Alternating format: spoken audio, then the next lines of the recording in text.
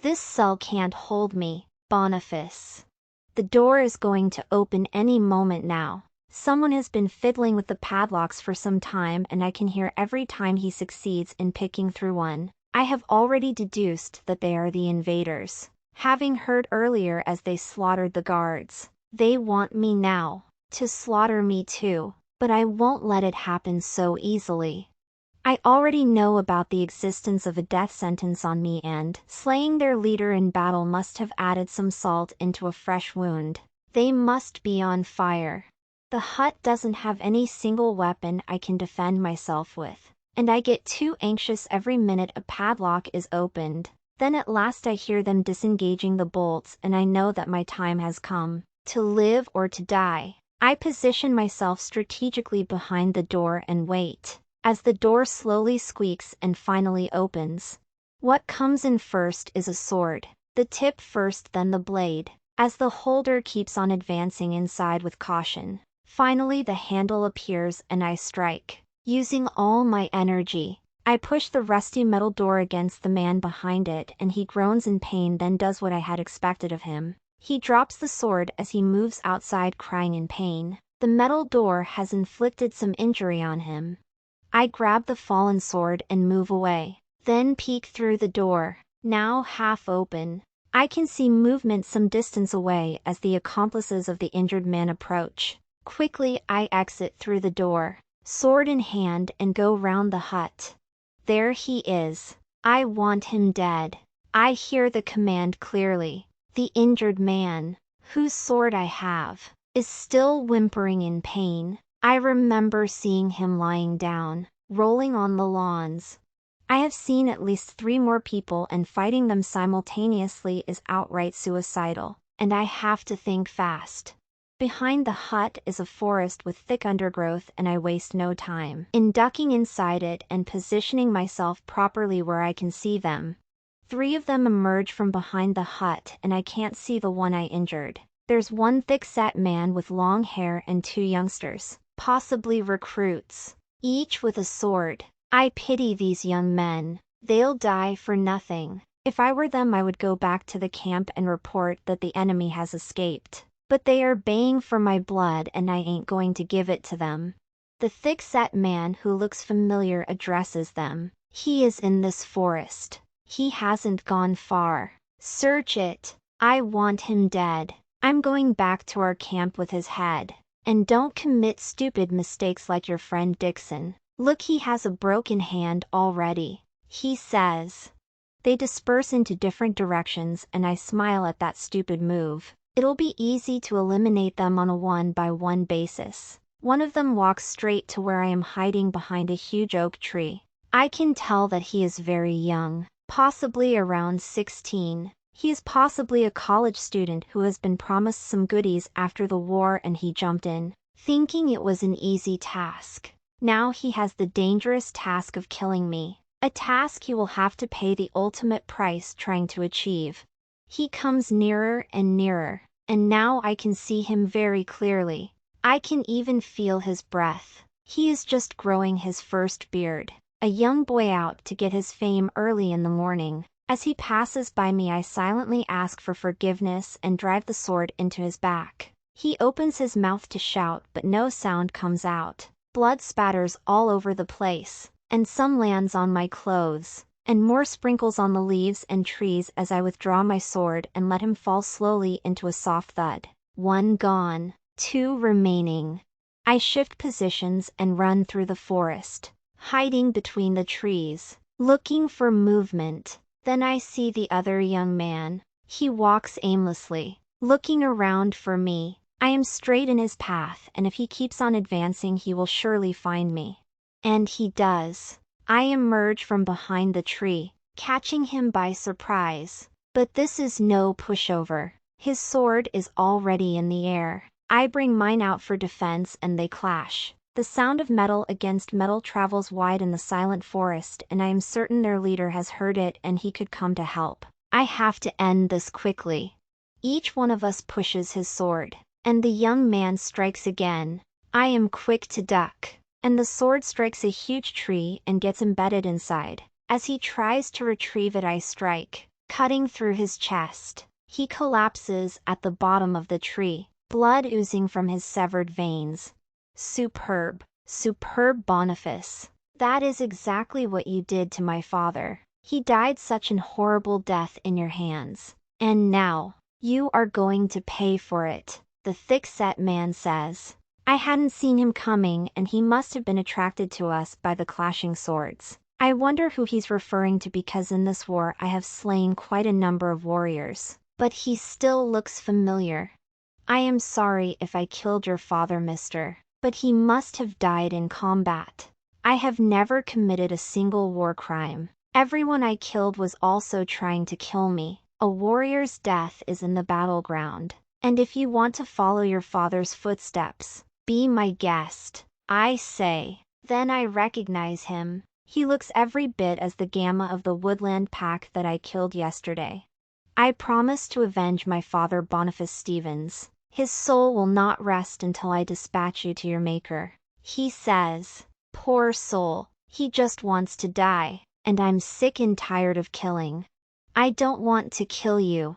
Please, turn around and go away, and you will remember me for sparing your life. I have already killed 2 of your men, and that's enough blood for today. I beg you, turn around and go. Tell your commanders that I have escaped and I will not contradict you. I beseech him. Killing my men only worsens your sentence. I can't go back to camp without executing your sentence. In case you don't know, there exists a death sentence on you, that you should be killed on sight. It's now my honor and privilege to execute it. Beware Boniface, he says, then lunges at me with his sword. I block it, and the sickening sound of metal against metal fills the air. He strikes again and I block, and the force is so extreme that the vibration burns my hands. Before my hands can heal, he's on me again, and I duck. And he misses. He loses balance, and to gain it he delves into the undergrowth. It's a perfect opportunity for me to strike, but I pity him. No one should die while on an avenging mission. He gains traction and looks at me in disbelief. He probably didn't think I would be on my feet. He rushes towards me again, charging like an angry beast, sword held high, and strikes. This time I muster all my strength and block the blow. Then I strike. He blocks it, but my force is too much for him. My sword hits very hard, sending his weapon flying into the dense forest. Then I kick him in the stomach, sending him to the ground. He lies with his head facing upwards, breathing heavily. I approach him slowly, holding my sword in both hands, pointing at his neck. I should have killed you long time ago, but I don't want to spill your blood while you are still mourning your father. Now, if you insist, it will be suicide on your part. Is this what you want? I ask him. There's pity on his eyes and some tears.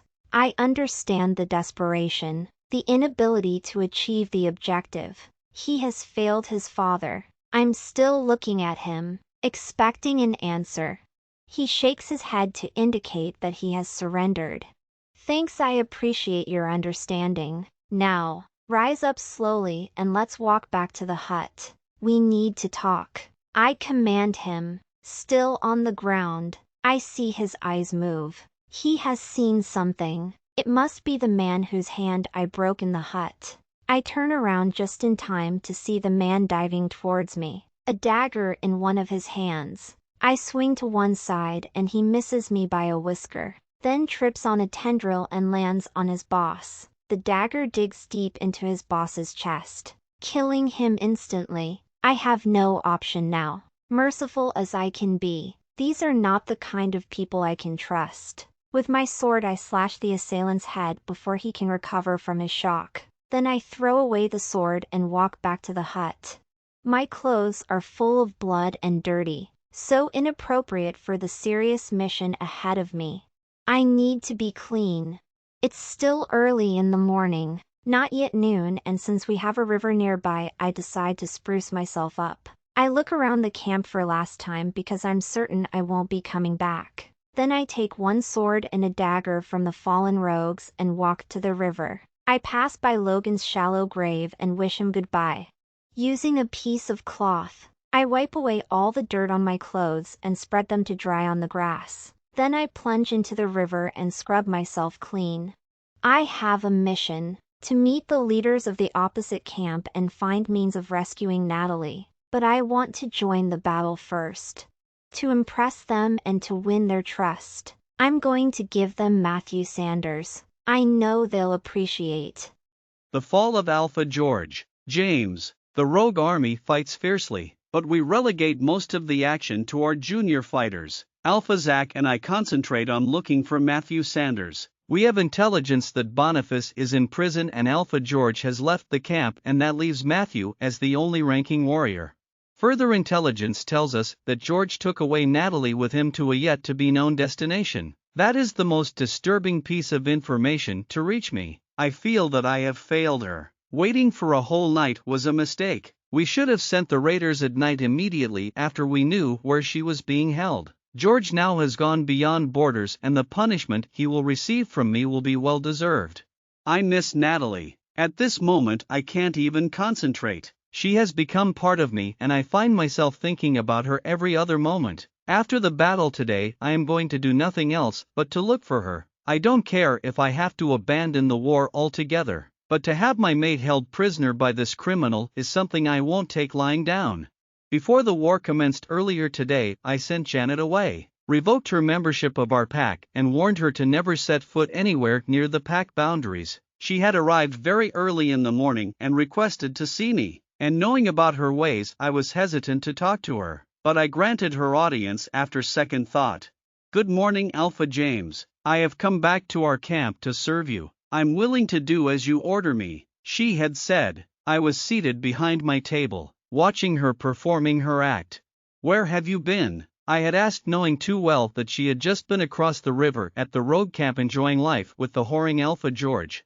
Pardon me, Alpha James, but I was at home at the Evergreen Pack looking after my ailing mother. Now that she is fine, I thought about you. I know you must be very lonely after Natalie, your Luna, decided to elope with her lover Alpha George, she had said without batting an eyelid.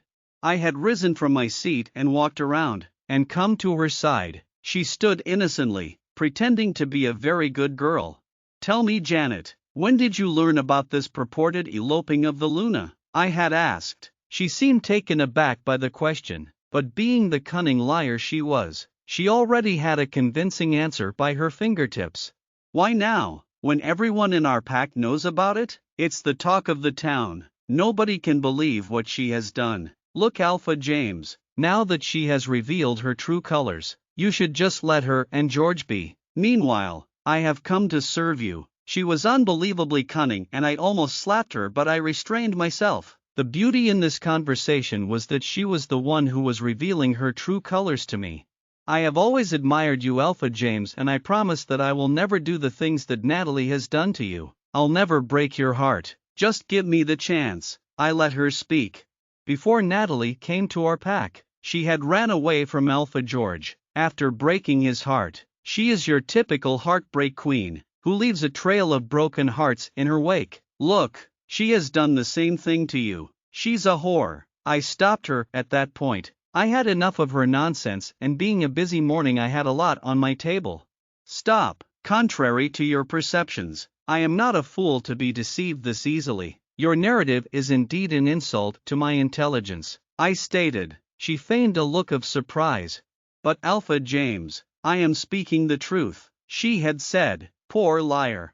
Listen, I'm going to state the facts as I know them. 1. You hate Natalie. You even hired goons to beat her up. All these stories about her and Alpha George are all fragments of your imagination, made-up stories. If anything, you have been sleeping with George in the same bed at the rogue camp for about 3 days now, and you have the audacity to call Natalie a whore? I asked her. Who between you and Natalie is the whore? I have never seen someone that easily deflated. She recoiled quickly and shock registered on her face. The truth had struck a raw nerve. You are playing both sides and you think we are so stupid to notice, aren't you? I added. She couldn't answer. She hadn't expected me to find out about all this. This is the beauty of intelligence. You know things that are unknown to many people.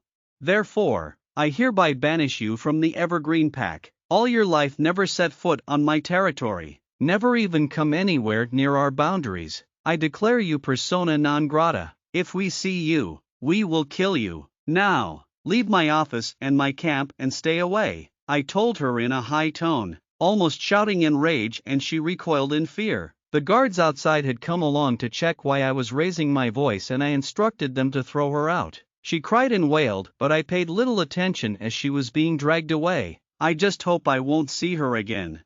I'm still in the battleground when two unexpected people turn up and we have to change our strategy. As the battle rages on, one of my personal guards informs me that Boniface Stevens wants to talk to me. That immediately tells me that Willis has been unsuccessful in his endeavors to avenge his father. I instruct my guards on the protocols, and when they're put in place we meet deep in the forests under a big tree. I come in peace, Alpha James, he says as he approaches me. I am surrounded by 4 heavily armed guards and he's alone.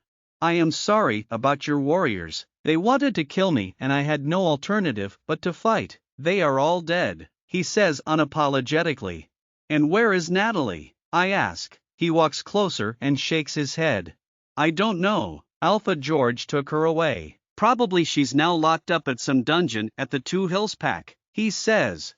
What do you want, Benjamin? You know that you are a wanted man by our allies. I am only entertaining you for reasons known to the two of us, and if Alpha Zach knows about this meeting I may be at crossroads. I say.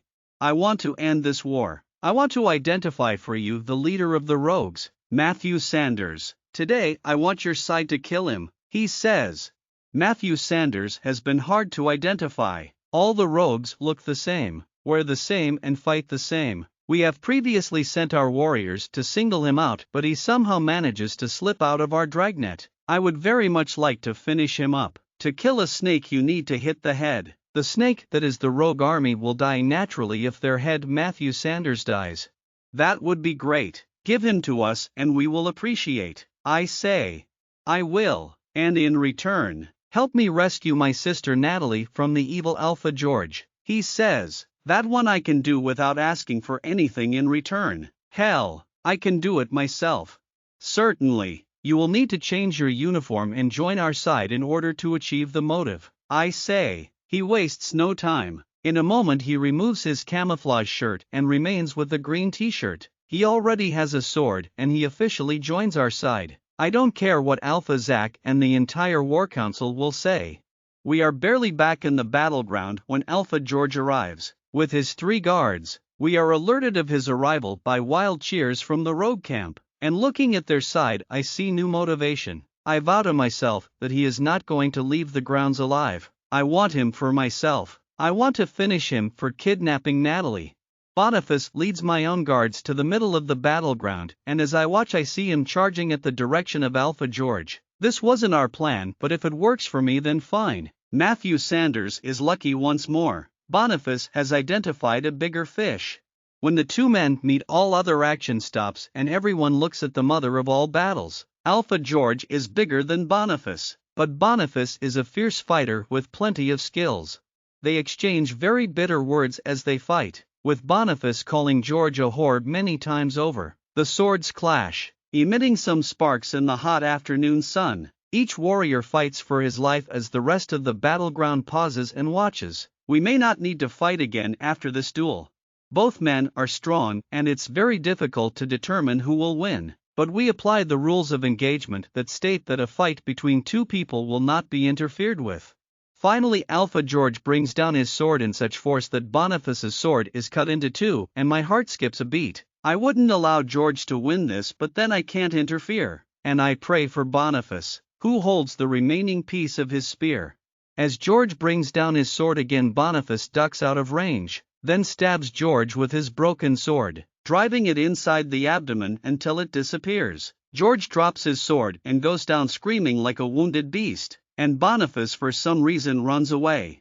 We cannot attack a weaponless warrior, and I order our warriors to leave George alone. I witness as a group of rogues lift him and carry him away. I'm not a medical expert, but I can deduce that he has suffered major injuries, possibly life-threatening. What's more, the rogue camp has no medical team. No further fighting goes on from that point, and we all walk back to our camp where I find the whole council waiting for me. Alpha James, we have formed this impromptu council to discuss some pressing matters, which all have something to do with you. Are you ready for it? Alpha Zach asks me once I am settled. Yes, I am ready, I say. Judgment. Natalie. I wake up feeling very dizzy, and when I open my eyes, the bright light from a flashlight blinds me, and I close them again. I have seen dark figures behind the blinding light, and I am not certain who they are.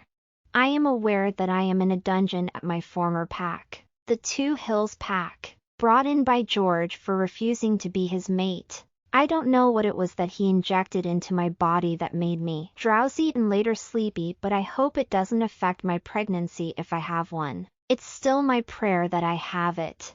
I open my eyes again, and it's now very dark, except for a light very far away from my cell. The dark figures are still at the door, watching me as I lie on the hard concrete floor. They're all silent, as if digesting on what to say, or waiting for me to speak, and they remain so for a very long time. Finally one of them speaks, and immediately I recognize his voice. "Why is she being held here?" he asks. That voice. I can recognize it anywhere. It belongs to retired Alpha Jones, George's father. The deep bass was his signature voice, spoken in a low tone but no doubt commanding. When he spoke, everyone went quiet and listened, since his retirement word in the street had it that he retreated to a residence in the woods and was never seen in public again. I wonder why he is here in the dungeons, but with his reputation as a reasonable man, I may get lucky if he intervenes in my case. Alpha George brought her earlier today. He didn't tell us why she was to be kept here, but before he left he injected her with a tranquilizer. I hear that he has instructed the doctor to avail some wolf's bane for use on her. I don't know anything else, Alpha Jones. A somewhat terrified man replies. I am shocked beyond words. Wolf's bane? Why? What have I done to deserve that poison? I scream in awe, a loud scream that startles the men at the door. Be patient, young lady, the low bass commanding voice says. I spring to my feet and approach them. It's time to plead my case. Maybe I may get lucky. I salute you, Alpha Jones. I am your loyal subject, Natalie Stevens, but now mated to Alpha James of the Evergreen Pack. Please let me go back to my mate. I have done nothing wrong, please, Alpha Jones. Don't let them inject me with this wolf's bane. Please, please. I plead, with tears in my eyes, bowing my head in respect. I can now see them clearly after my eyes have accustomed to the dim light. He towers over the guards surrounding him, and his hair is turning into silver gray. His body is very strong, and maybe he looks stronger than his son. His eyes look deeply into me, searching my soul as if to determine if I'm lying. Are you by any chance related to Mr. Stevens, my former driver? He asks, still looking at me for signs of deceit. Yes, Alpha Jones, that's my father. And why are you being held here? He asks. Now this is my opportunity to lay all my tribulations at his feet. He may just order my release. He is the father to the Alpha, and he must be powerful enough for the influence. I begin by telling him about my rejection by his son and how I escaped to the Evergreen Pack through the dense forests. I show him my scar, incurred when I was bitten by a beast.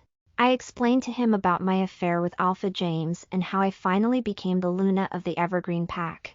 Then I bring in the angle of the war and how I was kidnapped, finally ending up in this dungeon.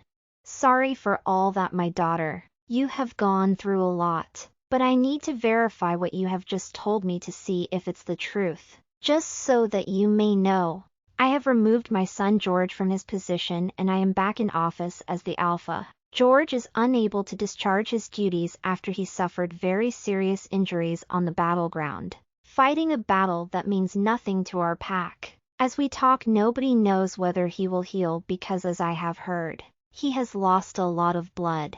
He says, I don't know whether to rejoice or cry, but I hold my cool. Rejoicing at George's misfortunes in front of the people who love him would be wrong, but I think he deserves what he has got. Anyone who goes to the battleground should be prepared for injuries, or worse.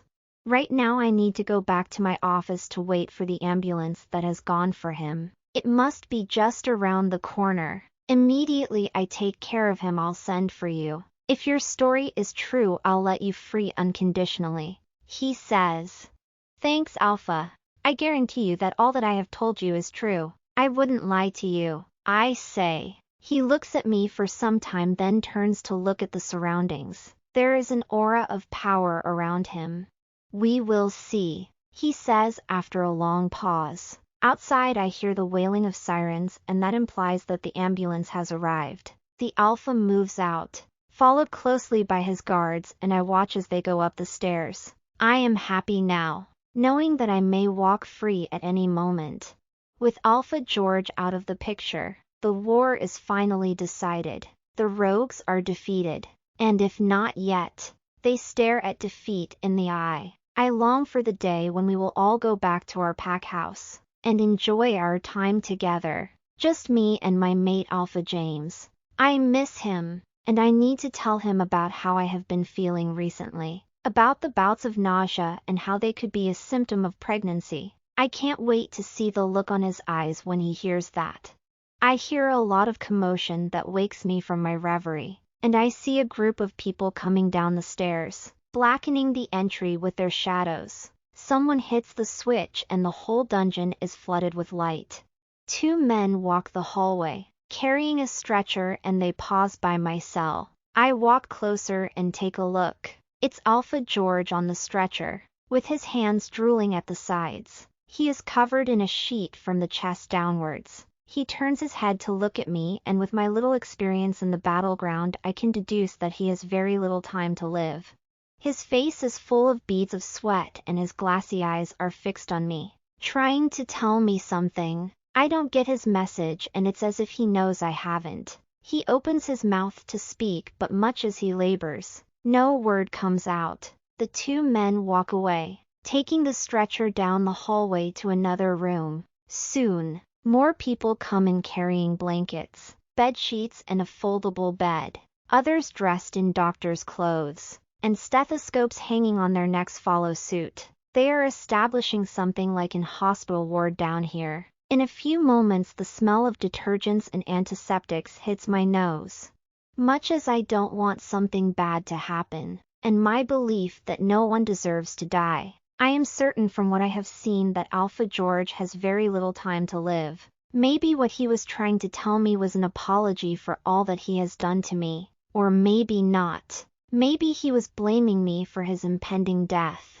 Then something else, and this one hits me hard until I can't stand on my feet. What if it was my brother Boniface who inflicted the mortal wound on George? What will be the consequences should that be the case? And what became of Boniface anyway? I have no information about him after I left him in a cell at the rogue camp. It can't be Boniface behind the wounding of George. He would be looking for me instead of going to the battleground, I conclude as I sit down on the floor.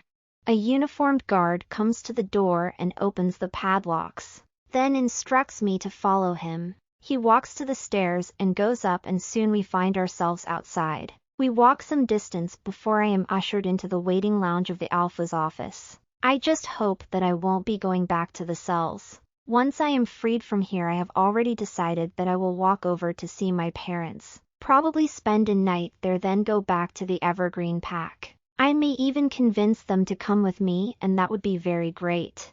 As I sit there, I am surprised to see two more people who I didn't expect to see anytime soon. One of them is Janet, and the other one, though vaguely, I guess is Matthew Sanders. I become so uneasy as they are shown into their seats at the same waiting lounge. They can't face me, and they keep looking at the floor. Then the door opens and we are instructed to get inside. All of us.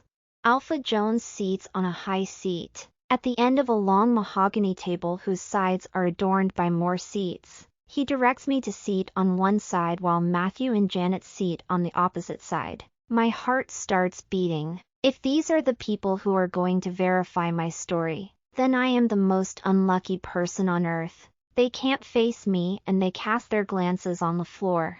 Well, Natalie Stevens, as I had told you earlier, I need to ascertain whether what you have told me is the truth. You have already spoken, so I'll let this young girl here speak first, then the gentleman later, and from what they'll say I will make my judgment on your case. Worry not. You may walk out free right now, but that will be after I analyze what these two have to say about you, Alpha Jones says in his signature tone. I look at the two and my heart races. Maybe I should just accept my fate and go back to the cells. Reprieve. Natalie, this gentleman and lady have come here in the same ambulance that has brought my son, and I need them to authenticate what you have told me, Alpha Jones says, pointing at Matthew and Janet. I know your parents and I would have called them in, and in any case your father still works in this pack house and getting him in here would be just a minute. But I think these two are enough. You need to understand me. I don't know why you are being held, and my son is not in a position to say anything about it. Hence the reason why I called in these two. Do you have anything to say before we proceed? He asks. I need to speak and lay out several facts before any of these people speak. I am certain that they have nothing positive to say about me. The Alpha is looking at me, waiting anxiously for me to say something, and I take the opportunity. I clear my throat and sit straight in my chair.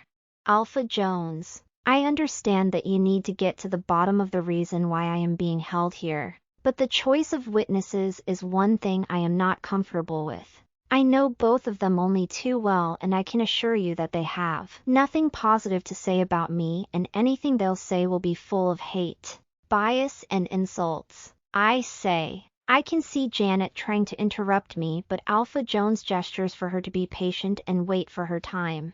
I will start with Janet here. We were both members of this pack before moving away to the Evergreen Pack. When I joined the Evergreen Pack, she hated me from the first day, hurling unprintable insults on me and ridiculing me for my scars. She was eyeing my mate Alpha James, and when he showed no interest in her, she hired goons and rogues to attack me. I was beaten and left for the dead, and my offense was that I was mated to the Alpha. When I became Luna, I forgave her after she pretended to be sorry, but she emerged yet again in the rogue camp that was fighting against the Woodland Pack. You can ask her, Alpha Jones, if what I'm saying is the truth. I say. He gestures for me to pause. Is what she has said the truth? Alpha Jones asks her. She is so uneasy on her seat, and on top of it all she looks disheveled. Her hair is a mess, and so is her face. With no makeup she looks horrible. Alpha Jones, what she has said is utter rubbish. It's this bitch that came to spoil my life at the Evergreen Pack. I wish she had stayed here with her parents and her mate Alpha George, she says before Alpha Jones cuts her short. Mind your language, girl. I'm not used to this kind of careless language. You can proceed, he says. She looks a bit embarrassed but regains her composure again. I brace myself for more insults. I was almost getting to become the Alpha's choice when she came and forced herself onto him. You can understand my pain, Alpha Jones. Then she seduced him to make her the Luna of the pack, a position that was rightfully mine. She has no shame. He cuts her short again. I am not interested in all that. I need to know why she is here in the dungeon. The Alpha skillfully goes to the topic, and I sit tensely waiting for what she's going to say. She licks her lips and swallows some saliva to smoothen her rough throat. She was Alpha George's mate for all that time. George took her from the battleground. He took what was rightfully his. She says. I can't believe what she means, but something must have affected her brain. I don't belong to Alpha George, and he has no right over me. Fine. Let's hear from this gentleman. But before then, do you have anything to say about him? Why do you think he may be biased? He asks me. I only know about him being the leader of the rogue army. Nothing else. Yes, I do. He is the leader of the rogue army that we were fighting against. Together with George, they took me prisoner when I fell sick on the battleground. He held me in his prison for one night before George brought me here. I believe that he too doesn't have anything good to say about me. I say. Alpha Jones gestures to Matthew to speak. Matthew depicts the image of the typical rogue. He is clearly malnourished and he wears old military fatigues and worn-out boots. He hasn't shaved or bathed today and some odor wafts from him and saturates the whole office. He is a pitiable sight. Thanks Alpha Jones for this opportunity. I don't have much to say. We were at war and it just happened that Natalie was fighting on the opposite side. In war we take prisoners and I took her prisoner just as is the norm, but Alpha George decided to take her away, claiming that she was his mate. She kept on screaming as he dragged her away, refuting his claims, but he took her anyway. I have nothing more to add to that, and if you excuse me I need to get back to my camp before it's too late. We are still at war, Alpha Jones, he says to my surprise. He hasn't said anything against me. Alpha Jones nods his head throughout Matthew's speech. Before you go, please tell me, why was George fighting? For what? Jones asks. Matthew looks around as if wondering what to say, or if to say it. It was Alpha George's idea that we invade the Woodland Pack. There was a part of the pack that he wanted us to claim as our own, and when the battle was over he had promised to lease it from us for the wood and other minerals. He sent his fighters and trainers, most of whom have died and others are gravely injured. We met very stiff opposition. Our members have died. Our camp razed to the ground, Matthew says. So this was basically George's war? Jones asks. Yes, it was. It was a battle waged by the Two Hills Pack through us, the Independent Army, as we call ourselves. He provided the weapons and a lot of fighters, but I am afraid we have all but lost it. And now with him out of the picture I don't know whether you, the Alpha in charge, is interested in carrying forward the war, he says. Silence reigns for a while as Alpha Jones ponders over Matthew's words. He doodles some patterns on his notebook, then speaks in his signature low commanding tone.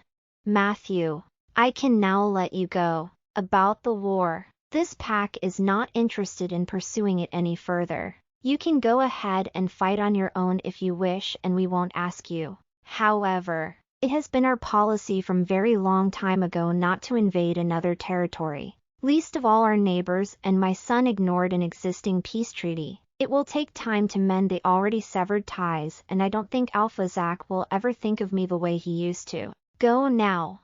And remember, any of our fighters should come home latest tomorrow morning. We are not fighting again, he says. Matthew bows to the Alpha and we are all silent as he walks out.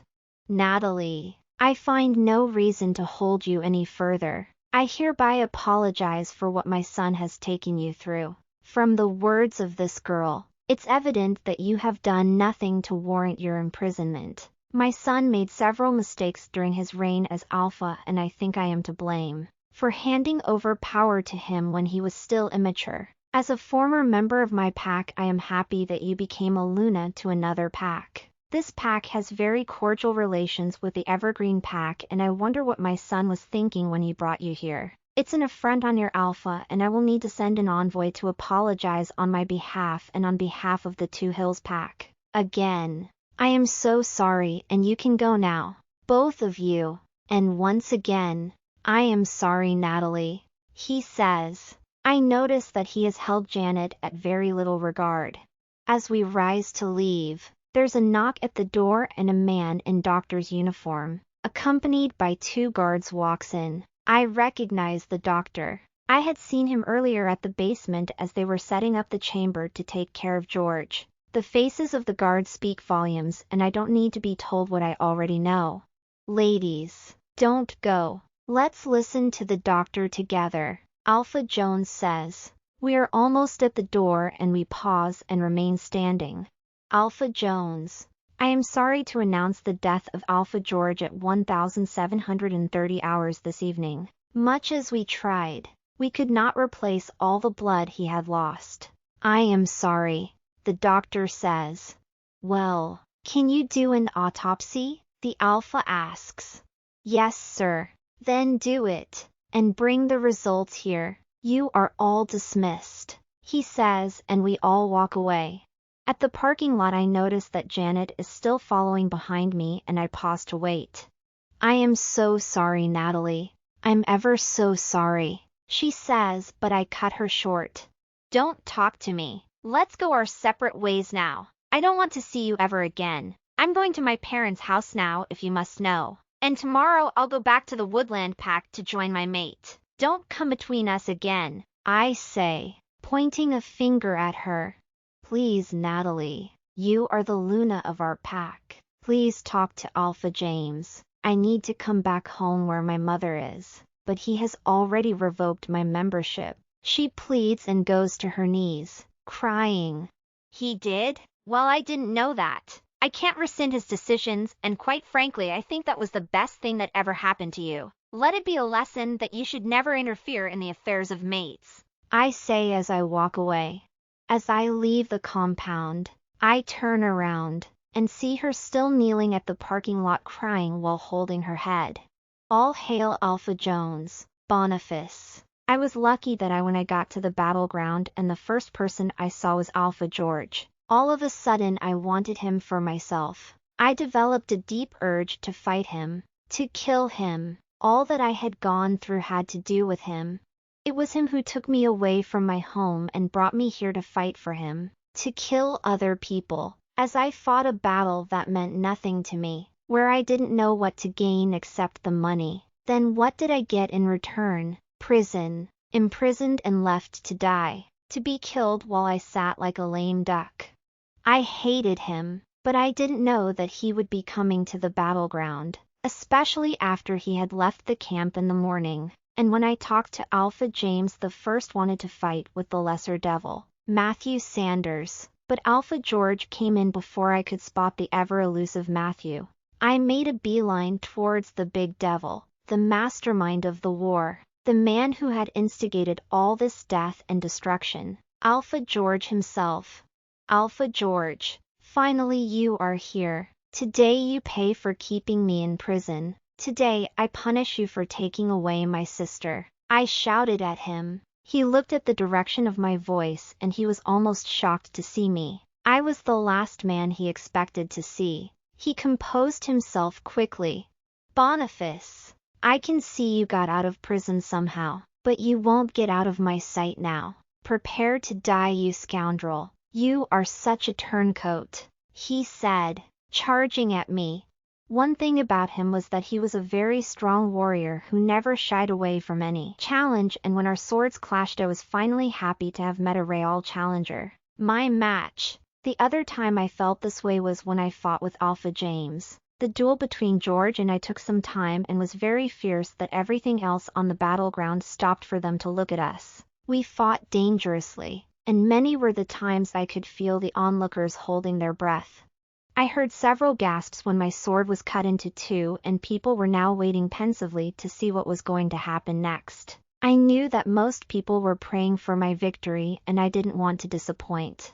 And in the crowd I saw my mate Anne. She was praying for me, and I knew that my death would devastate her. I had to hang on, even with the broken sword. George was now more energized, ready to draw blood. But whose blood? Definitely not mine.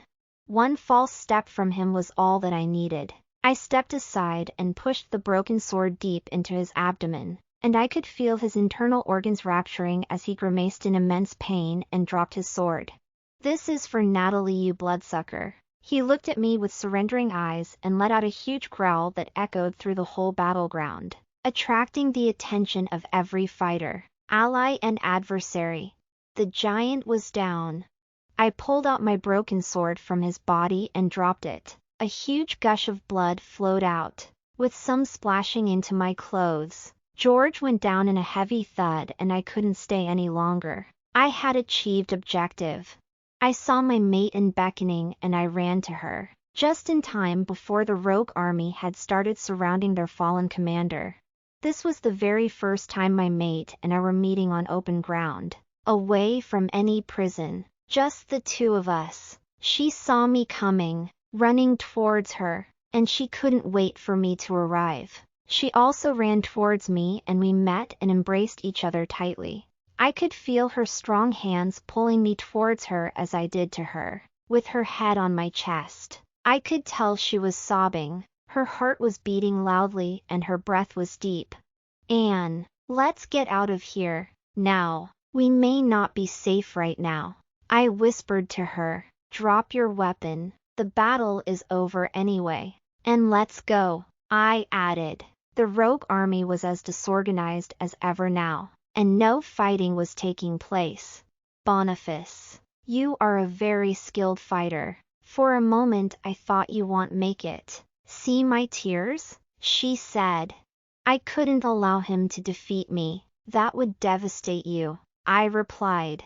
We let go of each other and walked in single file towards the river. Then when we were out of sight of the other fighters we ran away. I could feel her running behind me and I was so grateful for the trust she had in me to follow blindly without knowing where I was taking her. I stopped temporarily to allow her to catch up.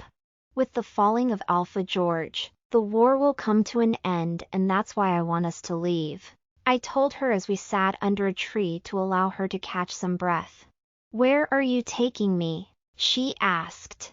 "I need to get back home to the Two Hills Pack. I need you to accompany me now that the war is over, and I'll introduce you to my parents. They'll be happy to see that I have a mate. Let's go now before it gets late," I told her. "But my brother is still at the battleground. I don't want to leave him," she said. "But he can take care of himself, and besides, the war is over and he is out of danger. After this visit to my parents we will visit the Evergreen Pack and talk to your family. Come now, let's go, it's getting late," I told her. After a grueling journey we managed to arrive at our parents' house at the Two Hills Pack at around 6 o'clock in the evening. Our parents are not expecting us and they are so overwhelmed at seeing me. My mother is the first to see us coming through the gate and she runs to meet us. Her hands spread open. She hugs the two of us tightly and I can feel that she is crying. My father stands some distance away. He obviously wants to participate in the hugging of his son, but he is ever too shy and I understand him. "Oh, Bonnie, I am very happy to see you. I was so worried when they started bringing in the bodies. That cursed war has taken away many of our children. I always prayed for you, my son. Oh my goodness, is this your mate? You found your mate, my Bonnie?" she asks gleefully, looking at Anne. "Yes, Mom. Her name is Anne from the Evergreen Pack. We met at the battleground," I say as I walk towards my father, who is equally happy to see me. I leave the two ladies alone to engage in girl talk, but I can overhear my mom saying, "You are so lucky. Bonnie is a very good guy." She's whispering but not silent enough and we can all pick up what she's saying. "Hi, Dad," I say as I extend my hand in greeting. "Hi, Boniface," he says and we shake hands. He gestures to me to take a seat and we all walk to the veranda and sit on plastic chairs. At the lawn Mom and are still talking. Then all of a sudden each of them bursts into loud screams and they rush towards the gate. We are both startled and we stand up to see what could have caused them to run away, thinking that something could be wrong, but what I see at the gate melts my heart. Natalie is walking right into the gate and the ladies jump at her and they all embrace tightly. I can hear loud sobs even from where I am standing. She doesn't have an idea how her coming has made things easy for me. I knew that once we were settled with my parents her topic would arise, and I had no idea what I would have told them. I knew that she was being held by George somewhere, but I had no idea where.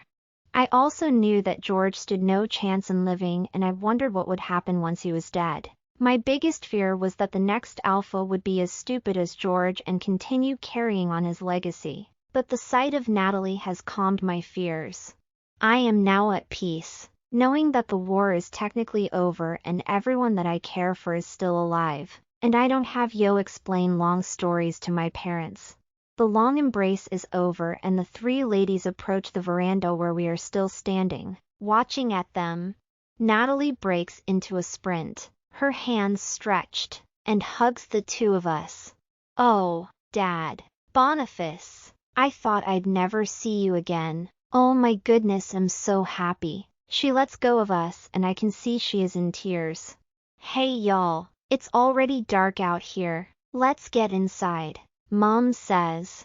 We all troop into the house, and for the first time in a long time I get to enjoy the familiar warmth of our house after sleeping many nights in the cold. How I long for a warm bath.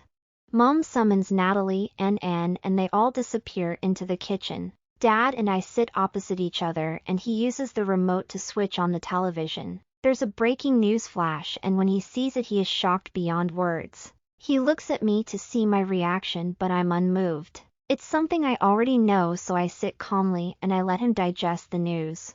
It says, the alpha of the Two Hills pack, Alpha George, is dead. In his place, his father Alpha Jones has taken over. All hail Alpha Jones. This is how we say thanks, James. The War Council is in session and there is no other agenda except to discuss my conduct. Many things sound odd about the council. Starting with the way its members have been summoned. It seems as if I am the only one who doesn't know about the existence of a meeting, but I hide my displeasure. Also, I find it strange that they would discuss my conduct, bearing in mind that I am the person who has sacrificed so much in this war. My warriors have fought fiercely, defending a territory that doesn't belong to them. I have been injured gravely myself and only the healing prowess of Luna Natalie has brought me back to the battleground. The major antagonist in the war, Alpha George, has been brought down by a man I brought in from the other side through shrewd negotiations, and now the war is almost over. But the conveners of the council have the audacity to see something to discuss about me. So much for saying thanks.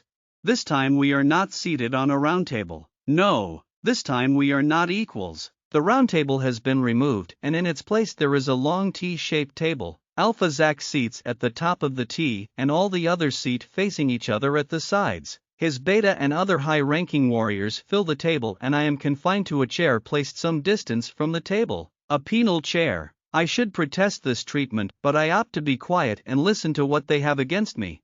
The meeting starts in earnest with Alpha Zach addressing me. Good evening, Alpha James. We gather here as we have already told you, to discuss some aspects of your conduct that have left us feeling uneasy and vulnerable. Some members of this council feel that you should give us some answers to some questions that leave us more confused. The matters have been outlined in a book and they will be read to you. You may feel free to respond, or not to, according to your discretion, he says, then instructs his secretary to read out the allegations. I wonder if this is the same Alpha Zach who came to me kneeling for help when he was being overrun by rogues, the same man who shed tears in my office, citing the existence of some peace treaty he had signed with my father eons ago.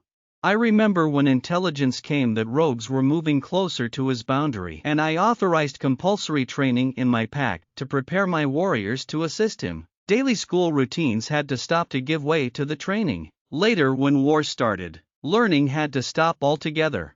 I remember how I had to leave and join the war so as to lead by example and motivate my troops, but now I was seated in a penal chair to listen to far-fetched claims. The secretary was now talking after clearing his throat for what looked like an eternity. I looked at him with a lot of contempt, and my wolf growled in anger, threatening to come out and take control, but I cooled him down. Members of this distinguished council, hereby are the issues that Alpha George of the Evergreen Pack should answer to, as it seems that he has kept them concealed from us, and the concealment may have led us to massive losses. 1. Is that he never mentioned to us that his mate and Luna, Natalie Stevens, was indeed a sister to one of our antagonists, Boniface Stevens. That relationship may be responsible for the fact that we haven't been able to lay our hands on the said villain. 2. Our own child and soldier, the son to our slain Gamma. That child Willis would still be alive had we known such hidden secrets. It's therefore safe to say that the blood of Willis is on Alpha James' hands. At this juncture I close my eyes to stop seeing the pathetic man. The so-called allegations have been maliciously concocted by Alpha Zach. He is only parroting them. He continues talking. The worst of all is the fact that Alpha James met with this villain Boniface Stevens, his brother-in-law, behind our backs. We are all aware of the death penalty we passed against Boniface. But Alpha James, in utter disregard of it, met with the villain and failed to execute it. It's the view of this council that Alpha James owes all of us an explanation and an apology at the very least. The man wraps up and sits down. Some silence.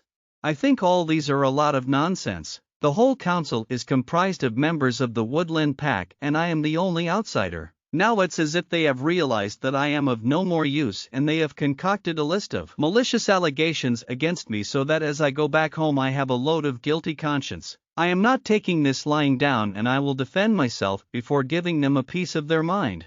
Members of the council start discussing the matters in the document with each member saying disturbing things about me. I wonder how many would be alive had I not come for their rescue. The rogues would have killed them all.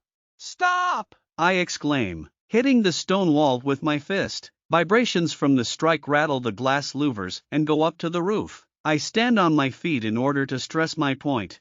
Alpha Zach, members of your council, it has been my honor and privilege to sit in this distinguished council even though I wasn't a member, and now it looks as if my time in it has come to an end. Too bad to realize that I was a very good man when I sat here to plan and deliberate on our fighting formations, but now that the end of the wall can be seen around the corner I have become a bad man and a traitor, a villain in the same league with Boniface Stevens.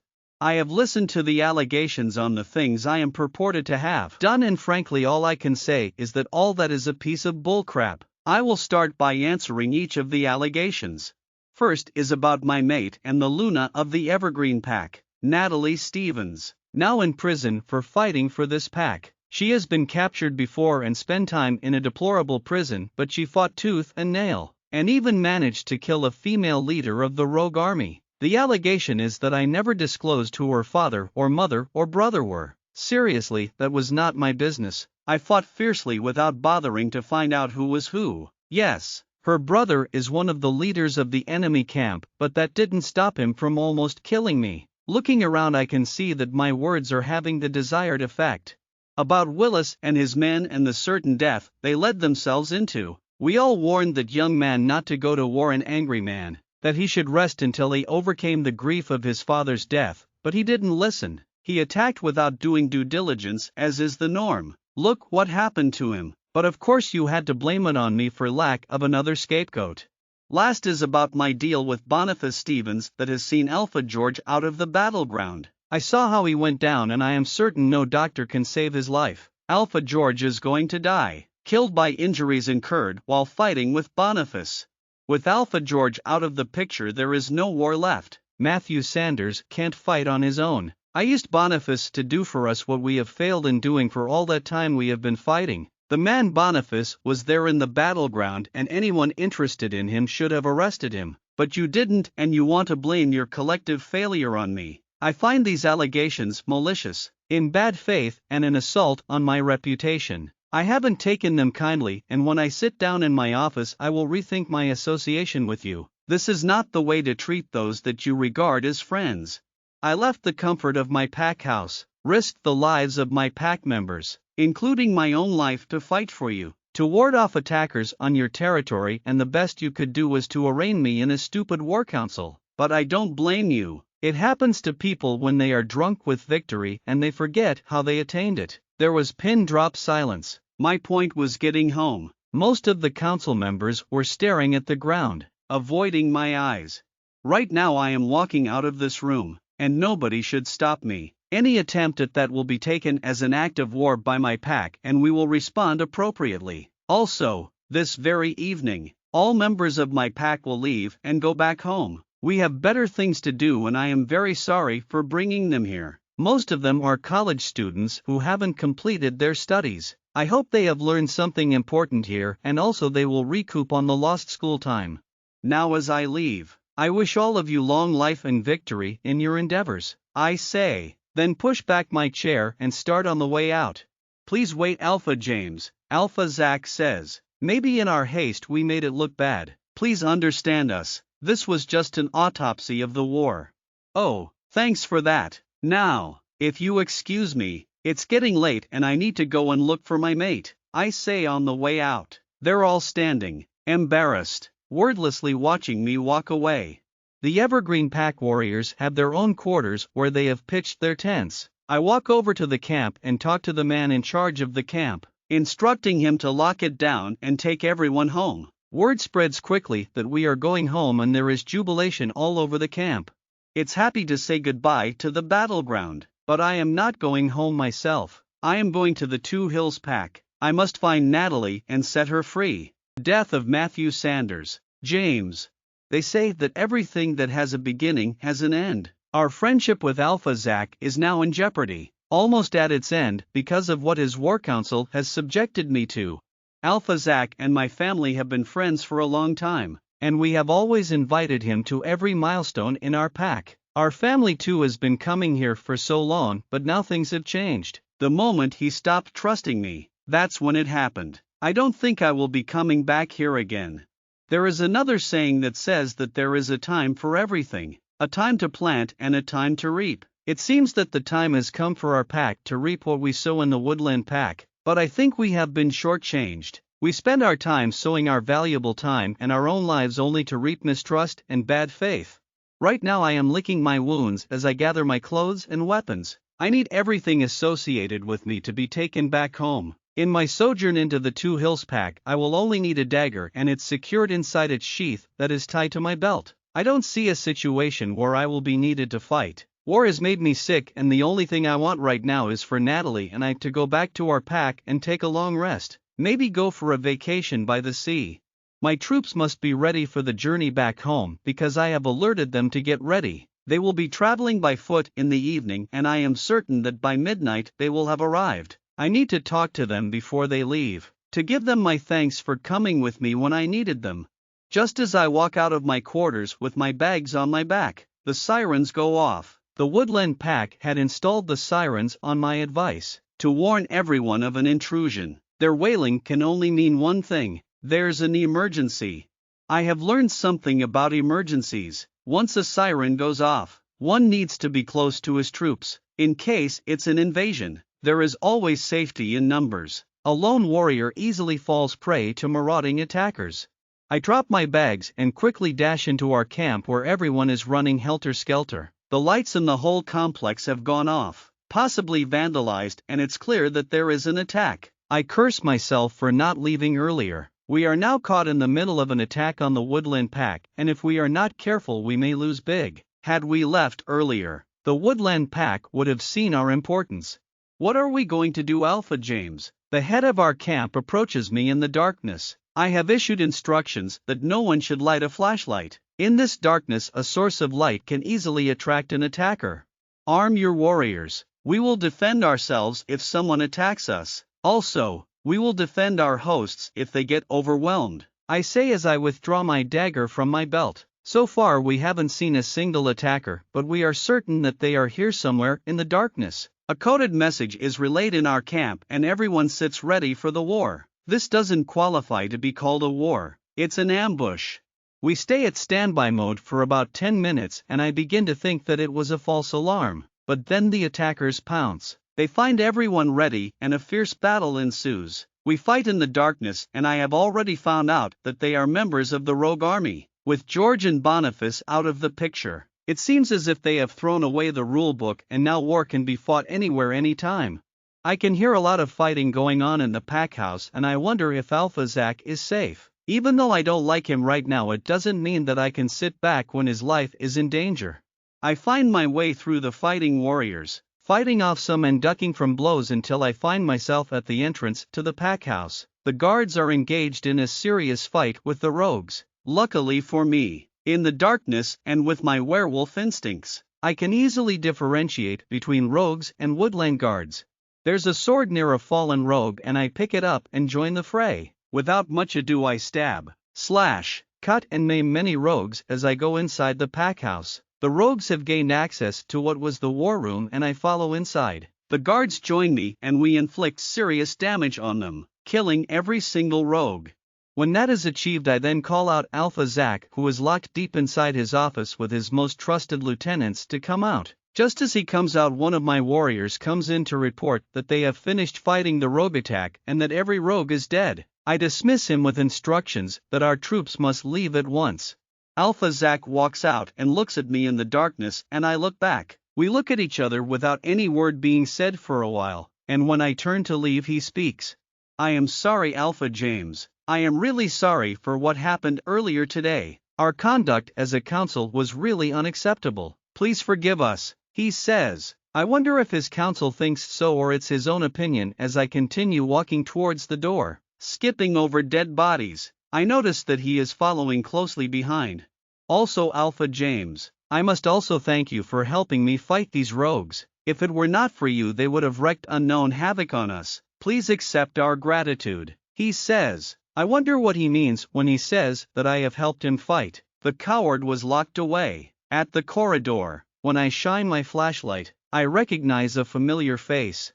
Matthew Sanders. Too bad he has died before standing trial for all the war crimes he has committed and those committed under his watch, I say as I step over his body. At last I feel pity on him. I understand his cause, his quest to have his own territory, his own pack where his members can build a pack house and finally settle down as an ordinary pack. But luck was never on his side, and this war has proven so. Elements fueled by greed for the resources of the woodland pack like Alpha George joined hands with him and convinced him to fight. But he met with a well-oiled and better-trained army, and now he has paid the ultimate price. Now he lies here in the corridors of a pack house just like the one he had always dreamed of building. His cause is gone, all his warriors and fighters dead and his camp razed to the ground. The rogues have been wiped out and it will take time before another group forms. He led the attack. An attack at my house where my partner lives, where my children live. Who does that? Thank goodness you came in right on time. We would have been the victims of this slaughter had you not turned up in time. Thanks again, Alpha James, Alpha Zach says. Don't mention it, Alpha Zach. My troops are leaving right now, and so am I. Maybe we will meet again, I reply as I continue walking out. We need to talk, Alpha James. He is still behind me.